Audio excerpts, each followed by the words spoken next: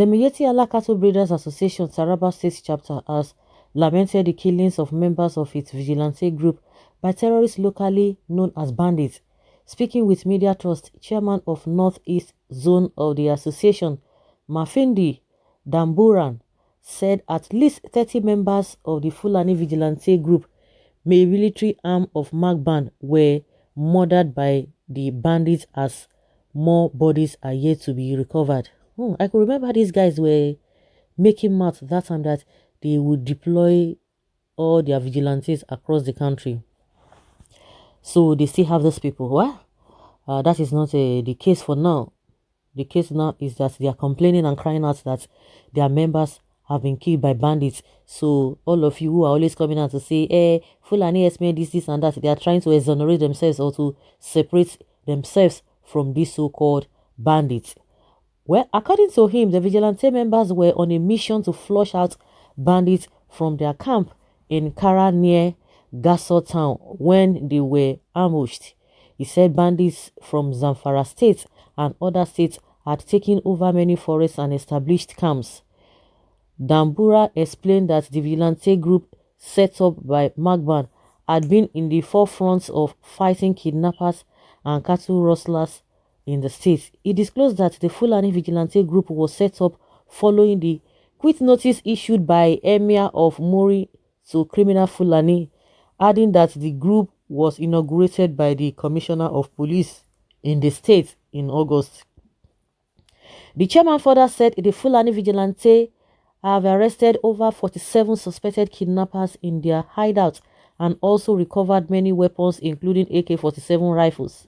He revealed that the suspects arrested and weapons recovered were all handed over to the police. Dambura also disclosed that the Fulani vigilante have flushed out many kidnappers from their camps in Mayo, Kam and Zodai in Bali local government area. He said if urgent security measures was not taken, Taraba will be turned into another bandit den because right now hundreds of them have relocated into many forest areas in the state. He therefore called on the federal government to deploy military and fighter jets to flush out bandits that took over forests in Gasso, local governments and many parts of the state. Okay. Nobody's talking about what are we going to eat. Nobody's talking about what is the new thing in town. Nobody's talking about which area are we now more creative. What are the things that the new innovations now. Nobody's talking about that. You see now it is now a normal thing. When these governments came on board, naira to dollar was 199 naira, but now it's over 500 naira.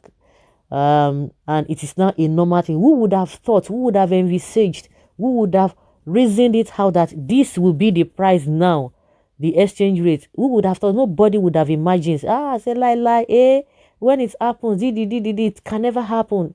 But it's happening and we are taking it as a normal thing. Yes, we are taking it as a normal thing. And now see what is happening with the issue of insecurity. It is now normal. And when I say that the Nigeria army is not winning this war, maybe they are winning it, but at what level? On the scale of what? What is the percentage? These guys are having upper hand. These guys are having upper hand. So I don't think, well, because these people want to complain, let's just assume that they are within the masses.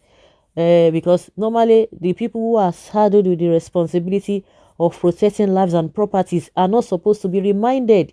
They ought to don't know what to do because they will tell you they always gather intelligence reports, this and this and this and that. When it comes to people who want to protest, or some people are making some statements or trying to enlighten people or trying to call the consciousness of Nigerians, that is when you hear DSS, you hear them, they say, some people from a reliable source, from this and this and that, some people are trying to make this country to be on fire.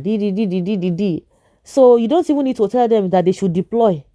They should be able to have all this information before now. But what do they do with them? That is the question. That is the question they need to answer. Now, this MIYETTI, like I said from the beginning, they are trying to exonerate themselves.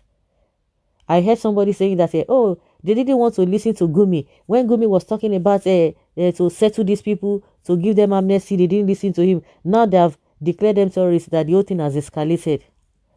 Do you want to tell me that they don't know who to go and arrest, who to call to order? We were even hearing that they wanted to arrest, or they were telling Bishop Kuka to resume in their office because of some of the statements he made. But some people say, if you try and all of us will go, those are the people they will just quickly, pian, DSS have arrested, they've invited you, come and say what you know. Do you know when this Navy Commando, Olakunle or what, I've forgotten his name, he opened up everything, say forget all this nonsense, that from the presidency to the DSS, all of them, they have all this information at hand, they know what is happening. And somebody will be telling you that, hey, our people, they are trying. Yes, let us on face value, they are trying, but they are trying is not good enough. It's not just good enough. It's not good enough.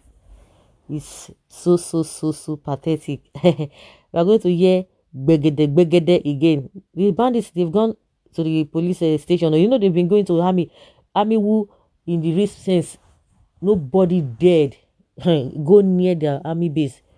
Go there, nobody dared in those days. Oh, not now, but now these so-called bandits. You know, when you want to look at bandits and terrorists, all these Boko Haram, you will try to, if you want to try to separate them, you will think that okay, Boko Haram are very, very more deadly. But these so-called bandits, you look them as if they are not up to bad terrorists, all this ISWAP or Boko Haram. But these are the same people who dared to go to the army base. They take it to them. They take it to their doorstep, and nothing will happen.